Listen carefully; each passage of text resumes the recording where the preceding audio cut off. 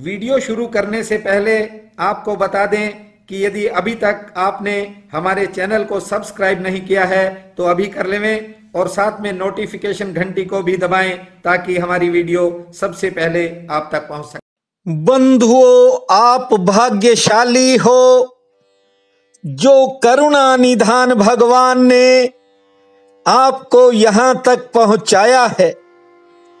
सबसे पहले इस एक बात को समझ लो कि ये जो जीवन है ये एक अवसर है।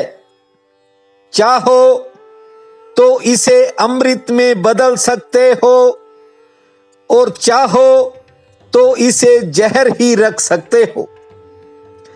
जीवन में तरह तरह के बदलाव होते हैं, तरह तरह की मुश्किलें आती हैं और तरह तरह के आदमी समय देखता है। बंधुओं, थोड़ा सा जल हो तो उसका शोषण करने में, उसे समाप्त करने में सूर्य को कितनी देर लगती है। सूर्य सुखा देता है थोड़े जल को।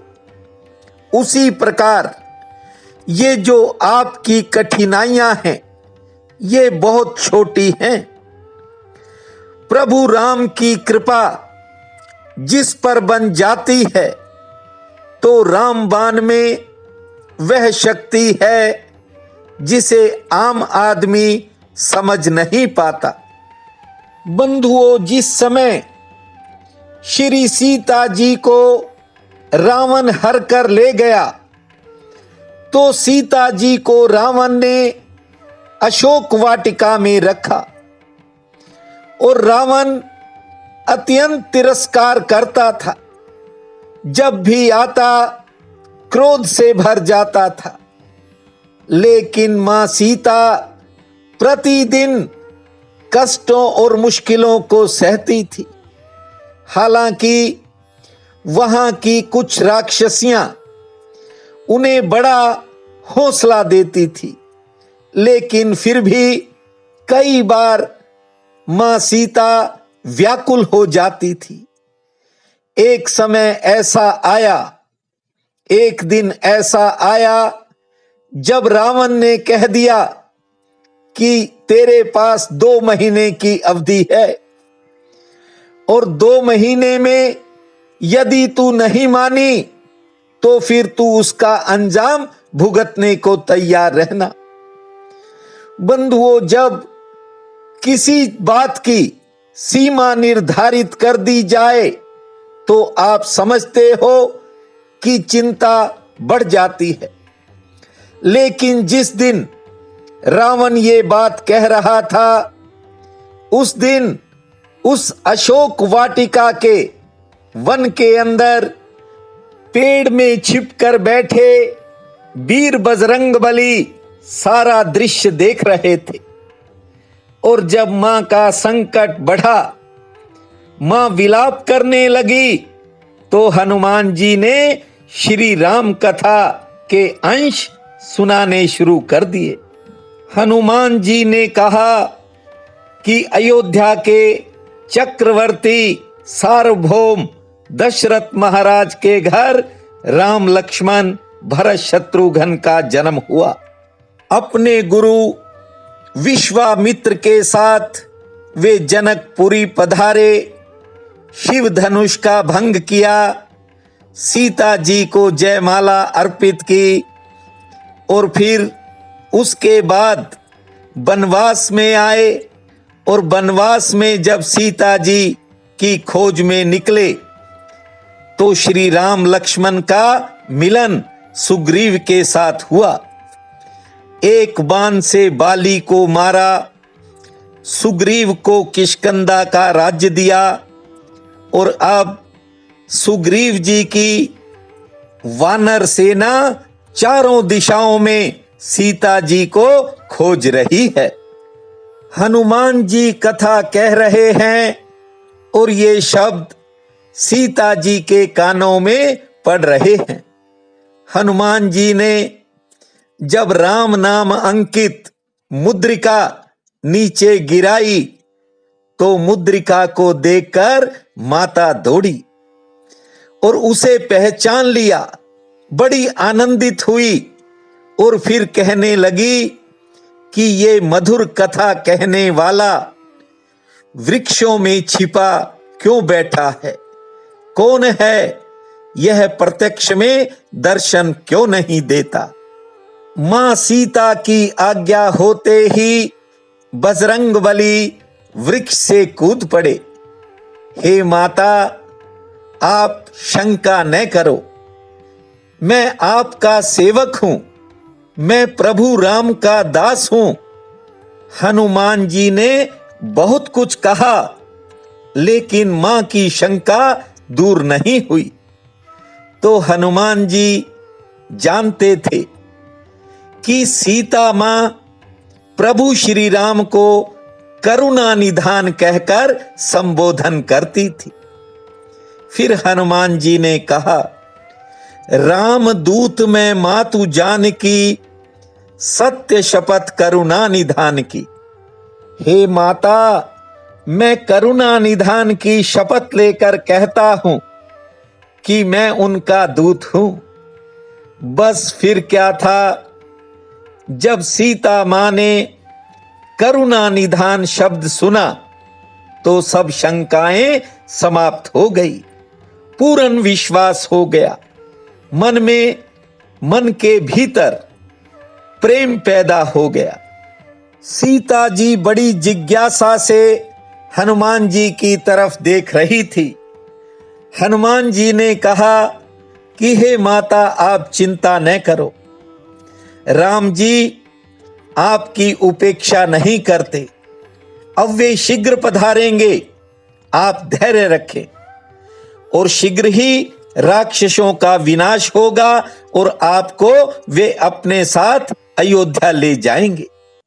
बंधुओं, जिस समय हनुमान जी ये बातें कह रहे थे, उस समय उनका बाल स्वरूप था और मां सीता ने कहा, बेटा, तू तो बालक जैसा लगता है और बाकी तेरे सभी साथी भी बानर जैसे तेरे जैसे ही होंगे, लेकिन ये बड़े बड़े राक्षस, तुम इनसे कैसे युद्ध करोगे?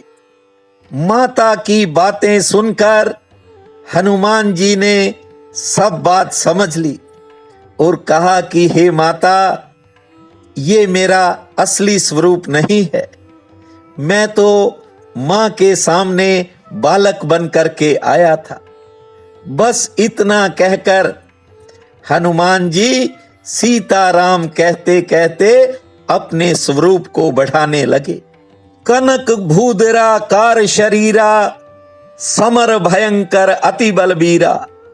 हनुमान जी ने कहा, हे मां, मैंने ये स्वरूप बना करके समुंदर को लांगा था। बस फिर क्या था, मां सीता को विश्वास हो गया कि हनुमान महावीर हैं, महाबलवान हैं। बजरंगबली ने कहा कि हे माता, इस सेवक को सुधि लाने की आज्ञा हुई है, केवल खबर लाने की। यदि आपकी आज्ञा हो तो अभी पीठ पर बैठो, मैं आपको राम जी के पास ले जाऊंगा। सो बंधुओं, जो संसार में आता है, जो इस मनुष्य शरीर में आता है, चाहे वह इंसान हो या परमात्मा, सबको तरह तरह के समय देखने पड़ते हैं। लेकिन किसी भी हालात में आप विचलित मत हुआ करो, डरा मत करो, घबराया मत करो। बस परिस्थिति का सामना करना सीखो। संसार में रहो, घर परिवार में रहो, कारोबार में रहो, लेकिन सत्य की तलाश में अपनी सारी शक्ति को नियोजित किया करो। शक्ति को बंटने मत दो। निज धर्म की इस बात को आप गहराई से समझें। कुछ लोग हैं जो गलत को तोड़ने में ही अपना जीवन गंवा देते हैं। मगर गलत को तोड़ने से ही ठीक नहीं बनता। तुम अगर कुदाली उठा लोगे, गांव में मान लो गलत मकान बने हैं, सब गिरा भी दोगे तो कोई ठीक मकान बन नहीं पाएगा। गिराने से तो मकान बनता नहीं। अच्छा तो यही है कि आप एक अच्छा मकान बनाओ, सम्यक मकान बनाओ। मकान ही नहीं, वह मंदिर कहलाए। घर आपका मंदिर हो और हर दिन आपका दिवाली हो। यह मेरी इच्छा है। क्यों, जो निज धर्म को जान जाता है उसे गलत और सही की पहचान हो जाती है। और जब गलत की पहचान हो जाएगी तो फिर उसे गिराना भी आपके लिए आसान होगा। फिर कोई भूल की संभावना नहीं रहेगी कि कहीं गलत की चपेट में तुमने किसी ठीक चीज को तो नहीं गिरा दिया। कई बार ऐसा होता है, मैंने देखा है। महिलाएं कपड़े धोती हैं तो धोते धोते जब वह मैल वाला पानी इकट्ठा हो जाता है तो कई बार उसमें नया कपड़ा, नया वस्त्र भी महिलाएं फेंक देती हैं। वो तो दिख जाता है इसलिए उठा लेती हैं। और अंग्रेजी में तो एक कहावत है कि टब के गंदे पानी के साथ कहीं बच्चे को न फेंक देना। अक्सर हो जाता है जब लोग क्रोध में आते हैं तो कचरा फेंकते फेंकते कई बार हीरे भी फेंक देते हैं। बंधुओं, आप भाग्यशाली हो जो यहां तक पहुंचे हो। कौन जाने परमात्मा किस रूप में आपके सामने आ जाए। कौन जानता है परमात्मा किस रूप में मिल जाता है। इसलिए किसी भी एक रूप के साथ जिद मत बांध लेना, आग्रह मत कर लेना। बस अपने भीतर छिपे सत्य की तरफ चलना। और जिस दिन आपका सत्य प्रकट हो गया उसी घड़ी आपको पता चल जाएगा कि संसार में सत्य कहां कहां छिपा है। आज अश्विन कृष्ण पक्ष अधिक मास की प्रतिपदा है। बहुत बड़ा पुण्य काल रहेगा। उठते ही धरती मां को प्रणाम करना, फिर उन हाथों को अपने सिर पर फेरना। 4 बार लंबी श्वास लेने के बाद 4 बार ताली बजाना और फिर आज दर्पण में अपना मुख देखना। दिन के कामों की शुरुआत करने से पहले भगवती जगदम्बा का नाम लेकर किसी एक पौधे को आज जल से सींच देना। दोपहर में अन्न का दान करना और शाम के समय मां दुर्गा के समक्ष ज्योत जलाकर भूमा जय जय अंबे, भूमा जय जगदम्बे, भूमा जय जय अंबे, भूमा जय जगदम्बे, इस महामंत्र को जपना समय मंगलमय रहेगा। प्रिय बंधुओं व मातृदेवी शक्तियों, आज 2 अक्टूबर दिन शुक्रवार है। आप सबको मेरा नमस्कार है। आज का राशिफल इस प्रकार है। मेष, घर के कामों में आज व्यस्तता रह सकती है। किसी करीबी से मिलन होगा, यात्रा की कोई योजना बन सकती है, सेहत ठीक रहेगी और किसी नई योजना पर विचार होगा। वृषभ, किसी जरूरी काम में सफलता का योग है। आमदन के लिए दिन ठीक है। कार्य क्षेत्र की कोई चिंता बन सकती है और नए लोगों से मुलाकात होगी। मिथुन, आज आपके चलते किसी काम में कोई रुकावट आ सकती है। हालांकि कारोबारी सितारे मध्यम श्रेणी के हैं, लाभ ठीक होगा। किसी के साथ थोड़े मतभेद भी हो सकते हैं। लेन देन की समस्या का हल निकलेगा। कर्क, आज किसी खास कंपटीशन में कामयाबी मिल सकती है। कुछ विशेष कामों में इंतजार करना पड़ेगा। सामाजिक प्रतिष्ठा में बढ़ोतरी का योग है। आमदन ठीक होगी। यात्रा भी हो सकती है। सिंह, कुछ नया पाने की, कुछ नया करने की इच्छा पैदा होगी। परिवार में समय आराम पूर्वक बीतेगा। धन लाभ की दृष्टि से समय बेहतर रहेगा और दूसरे के किसी काम पर खर्च भी हो सकता है। कन्या, किसी काम के लिए आज आपको ज्यादा चक्कर काटने पड़ सकते हैं। कोई आर्थिक चिंता भी बन सकती है। कोई अच्छा समाचार भी मिलेगा। सेहत ठीक रहेगी। मित्रों से मिलन होगा। तुला, कार्य क्षेत्र में अचानक व्यस्तता बढ़ सकती है। किसी नई योजना में कामयाबी मिलेगी। गृहस्थ में सेहत से जुड़ी कोई चिंता बन सकती है। यात्रा लाभकारी रहेगी।